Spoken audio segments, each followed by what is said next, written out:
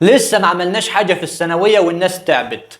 لسه بنقول يا مسهل في الثانوية، وفي ناس تعبت وفي ناس زهقت وفي ناس المواد اتراكمت عليها. كل ده حصل عشان شهر واحد بس في الثانوية. احنا لسه ما كملناش شهرين والناس تعبت واللي زهق واللي المواد اتراكمت عليه. ده بالنسبة للي داخلين أولى ثانوي جديد. طلاب اولى ثانوي اللي لسه اول سنه ليهم في الثانويه، اول سنه، اول شهرين في الثانويه، تعبوا مش قادرين يكملوا وزهقوا وخايفين والمواد اتراكمت عليهم قبل حتى المدرسه ما تبدا. كل ده حصل. في ناس كتير لحد دلوقتي قالت لي ان انا زهقت من الثانويه. زهقت من ايه؟ انت لسه بتقول يا مسهل، لسه بتقول لسه بنقول اهو هنبدا. زهقت؟ مش قادر تذاكر؟ مش قادر تكمل؟ مش ده كان حلمك ولا ايه ظروفك؟ لحد دلوقتي في ناس كمان لسه ما بدأتش. كل ده تعمل ايه؟ لو انت زهقت والمواد اتراكمت عليك ومش قادر تكمل، تعمل ايه؟ هقول لك تعمل ايه. انت من الاخر بتستهبل. بصراحة يعني بتستهبل. كل اللي موجودين عندي هنا على القناة عارفهم واحد واحد. ناسي ولا افكرك؟ لو ناسي انا ممكن افكرك يعني. ارجع بالزمن لورا شوية، ارجع معايا. فاكر لما كنت هتموت عشان تدخل ثانوي؟ فاكر؟ والناس اللي دخلت ثانوي عام مرحلة تانية، فاكر لما كنت بتقول يا رب الحق المرحلة التانية، يا رب تنزل المرحلة التانية؟ فاكرين ولا ايه؟ نسيتوا الحاجات دي؟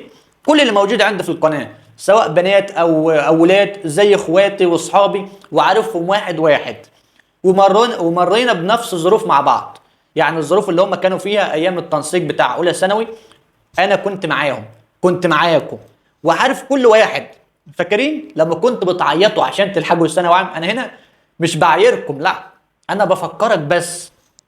انا معايا هنا فاكرين ده ولا ناسينه؟ معايا هنا تقريبا كم اسم هنا، كم اسم. فين هي الصفحة؟ استنى بس لحظة معايا بس، عشان انت شكلك يعني لسه بتقول يا مسهل وتقريبا مش قادر تذاكر ولا تعمل اي حاجة. معايا هنا 142 اسم. معايا 142 طالب وطالبة كانوا هيموتوا ويدخلوا ثانوي عام ودخلوا ثانوي عام. ولما دخلوا حاليا دلوقتي اهو، الصورة مش هتكون واضحة عندكم تقريبا، الى حد ما مش هتكون واضحة يعني. 42 واحد داخلين اولى ثانوي مع 142 واحد. فاكرين؟ اللي كان نفسه يدخل تربية، واللي نفسه يدخل شرطة وطب وشرطة، واللي عايز يبقى معيد، واللي عايز يدخل هندسة وحربية وصيدلة. كل ده نسيتوا؟ ده من اول شهر في الثانوية. والله ما ينفع يا شباب، يعني اللي انتوا بتعملوه ده مش هينفع خالص. الناس اللي يعني امبارح في البث المباشر، مش عايز اقول اسمها، مش هقول اسمك يعني يا اميرة، جايبه في ثالثه اعدادي 272 ومش قادره تذاكر لحد دلوقتي. مش قادره تذاكر وفقد الشغف. ايه يعني؟ في الحاله دي انت بتستهبلي. انت واحده في ثالثه اعدادي جايبه 272 يعني مستوى فوق الممتاز بشويه، ومش قادره تذاكر في الثانويه. لما انت مش قادره تذاكري امال مين اللي هيقدر؟ انا ما بحبش الناس اللي اساسا مستواهم حلو، الناس اللي هم اساسا متفوقين لو ما ذاكروش يبقى هم بيستهبلوا. ما يقولوش ان احنا زهقنا، لا، انت اساسا مستواك حلو، انت بس اللي بتستهبل ومش راضي تذاكر. لكن في ناس تانية مستواها ضعيف، ده عندها عذر. اللي مستواه ضعيف ده عنده عذر ان هو ايه يعني، مذاكرته مش اللي هي يعني بيذاكر واحده واحده كده. انما الناس المتفوقه التانية زهقت من ايه؟ وده اللي دايما كنت بقوله، ان مستواك في اعدادي احتمال بنسبه كبيره يتغير في ثانوي. دايما في ناس في اعدادي كان بيكون مستواها تحفه وتدخل الثانويه مستواها يتغير تماما ويبقى زفت.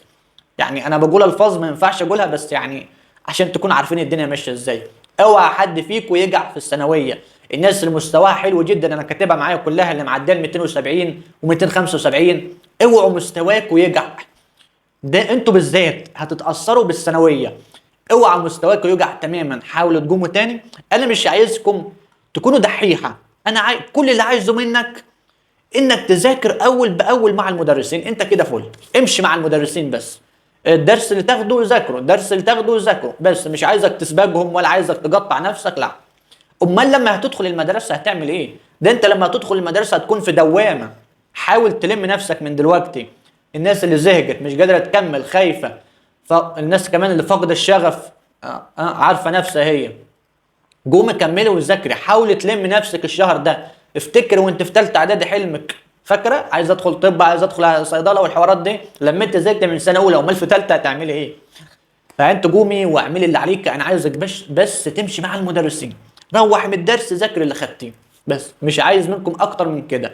والايام اللي فاضيين فيها ذاكروا مثلا في اليوم 5 مواد، اليوم اللي انتوا فاضيين فيه مش بتروحوا في الدروس، او ذاكروا المواد اللي انتوا متاخرين فيها. كده تمام. انا عملت الفيديو ده مخصوص عشان افكر كل واحد فيكم، افكر كل واحد فيكم بيوم نتيجه ثالثه اعدادي. انا كنت معاكم وحاسس بيكم وحسيت بيكم كمان، ومن وقت للتاني هعمل فيديو عشان افكرك. افتكر الماضي، ده ما يتنسيش، عشان كل ما تفتكره هتقوم تذاكر. كنت بتقول يا رب ادخل ثانوي هعمل وهتعب وهسوي، دخلت ثانوي، اتعب بقى واعمل وسوي ووريني نفسك. تمام كده؟ يا ريت محدش يتأثر بكلام الناس والكل كده يقوم ويبدأ. مش عايزك تجري، ذاكر على قد ما تقدر. كل واحد مننا عنده طاقة، عنده قدرة معينة. انت ذاكر على قد ما تقدر، مش هتقدر تذاكر اقدر من طاقتك او قدرتك.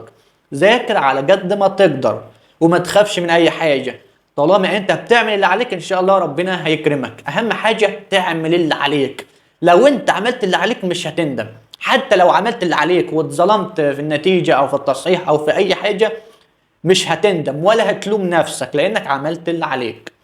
يا ريت الناس تبدا من دلوقتي، اللي لسه ما بداش يبدا، واللي المواد متراكمه عليه حاول يلم الدنيا عشان يمشي مع المدرسين قبل ما المدرسه تبدا. واستنوني الفيديو الجاي ان شاء الله. السلام عليكم ورحمه الله وبركاته.